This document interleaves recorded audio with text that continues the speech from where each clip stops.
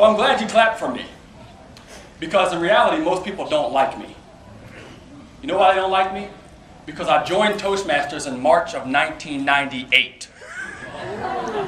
Got my CTM in March of 1999 and won the World Championship in August of 1999 in my very first try. Now I can tell you're impressed, but can you feel the haters in the room? Yes. Because people come up to me all the time, they say, Craig, you don't even know what it feels like to lose a contest. Yes, I do. See, I lost the humorous speech contest at the club level. Thank you for laughing at my misery. And I'll never forget, a seasoned Toastmaster named Alan Mish came up to me afterwards. He said, Craig, you can win the World Championship of Public Speaking. I said, what are you talking about? I just lost a humorous speech contest at the club level. He said, that's okay. The only thing wrong with your humorous speech was that it wasn't funny. Hey, have you ever given a speech you wish you could take back? I promise you that will happen much less often after today. Not just with this program, but the program I do next. They keep moving me from room to room. So the next program that I do on how to create the kind of content that gets you rehired time and time again. But you'll get a lot out of this program too, because it's a coaching program. 3 very fortunate participants are going to come up here and I'm going to demolish. I mean, they're going to do a great job. And we're going to take it to that next level. But also, don't be afraid to get coached by me. I had one of my biggest clients contact me recently, and she came down to Baltimore, and I worked with her for a full day, and when I used to do that. And she said, Craig, I want to tell you why I became a client of yours. I said, sure, go right ahead. She said, do you remember you and Darren LaCroix were doing a program, a boot camp for speakers in Toronto? I said, sure.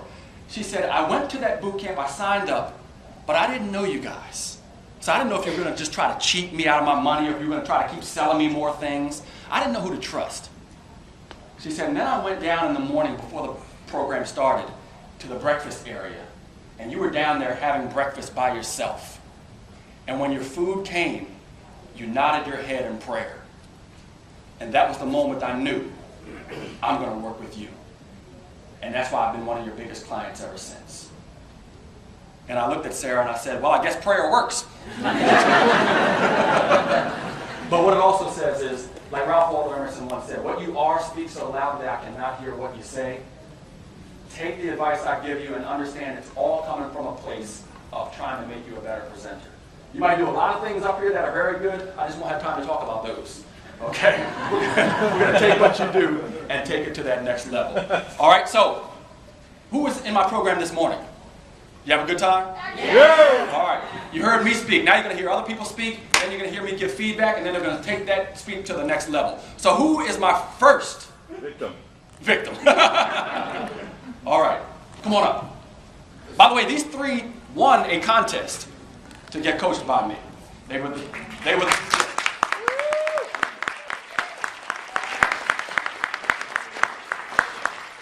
3 who entered. Okay. Sandy, nice to meet you. Okay. Now, this is what I want you to do, and I'm going to give you this mic. I always ask this before so that we get a good idea of what you're going to do. What do you want your audience to think, feel, or do differently as a result of experiencing you? What do you want them to think, feel, or do differently as a result of experiencing you? If you come this afternoon, you'll know exactly why that's important. Take action when you may not have taken action before hearing what I have to say. Take action. All right.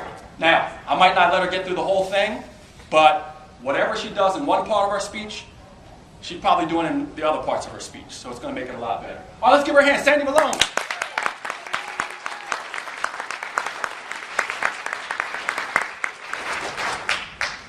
Craig Valentine, fellow Toastmasters.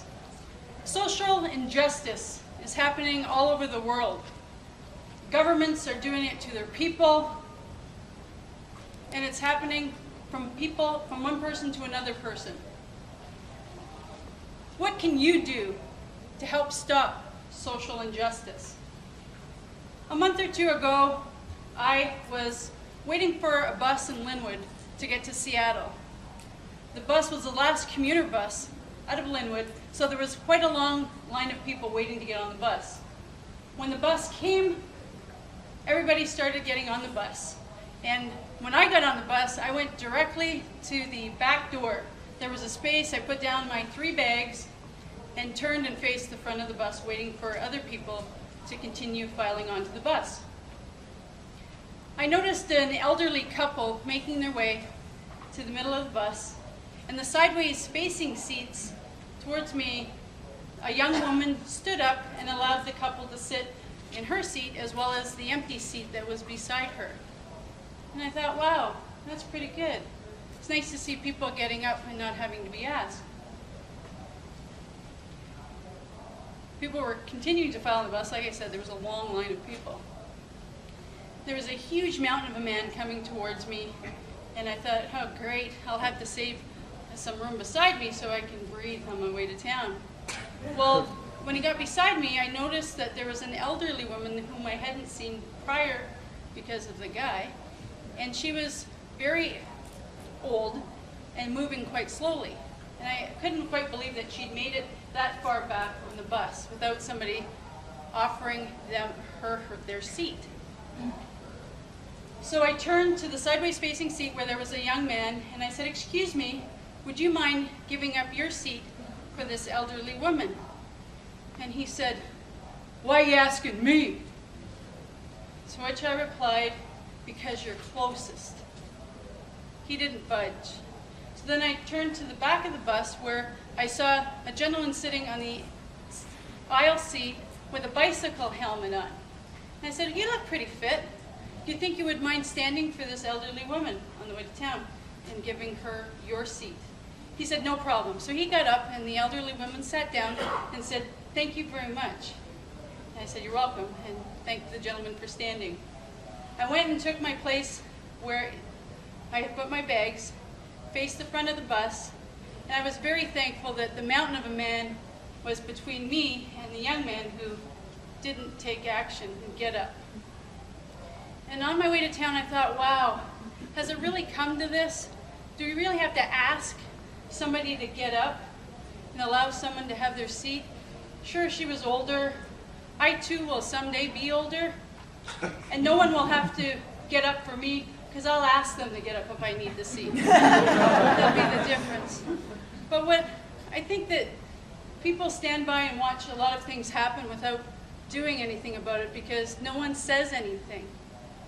And I think that even kids in school, bullying and all that sort of thing, I think that that too is a result of people standing around and not taking action or saying anything. So what I'd like you to do is the next time you see something where something can be said to stop an injustice from happening, that you do take action and don't just stand there. Craig Valentine.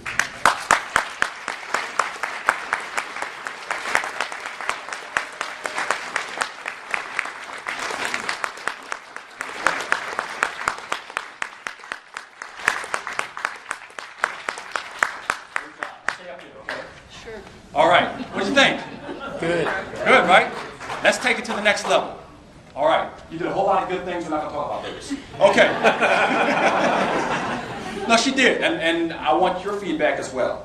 So these are going to be this is not your average feedback. This is going to be feedback that kind of dives deeply into it and sees what she can do much better. So thank you for it. It was wonderful. Thank you. All right, now let's get to business. The way she started off was there's a whole lot of social injustice in the world. What could she have done rather than just telling us that there's a whole lot of social injustice in the world? Give a story about it. Document, okay.